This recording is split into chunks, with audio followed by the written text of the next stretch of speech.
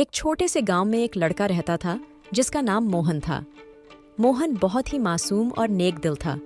उसके माता पिता किसान थे और उनके पास एक छोटा सा खेत था जिसमें वे आम के पेड़ उगाते थे। एक दिन जब मोहन अपने खेत में खेल रहा था, उसने देखा कि एक आम का पेड़ चमक रहा है। वह पास गया और देखा कि पेड़ पर लगे आम सोने के थे। मोहन की आंखें चमक उठीं। उसने एक आम तोड़ा और अपने माता पिता को दिखाने के लिए घर ले गया। मोहन के माता पिता ने भी उस सोने के आम को देखकर हैरान हो गए। उन्होंने सोचा कि यह आम बेचकर वे अपने सारे कर्ज चुका सकते हैं और गांव के लोगों की मदद भी कर सकते हैं। लेकिन मोहन के पिता बहुत समझदार थे। उन्होंने मोहन से कहा, बेटा, यह जादुई आम का पेड़ है, हमें इसका सही उपयोग करना चाहिए। हम एक ही बार में सारे आम नहीं तोड़ सकते।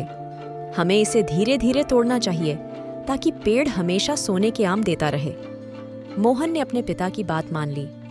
उन्होंने हर महीने एक आम तोड़कर बेचने का फैसला किया और उससे जो पैसे मिले उससे उन्होंने गांव के लोगों की मदद की। उन्होंने स्कूल बनवाया, अस्पताल बनवाया और गांव को एक खुशहाल जगह बना दिया। गांव के लोग मोहन और उसके परिवार की बहुत तारीफ करने लगे। वे सब मोहन के नेक कामों से बहुत खुश थे।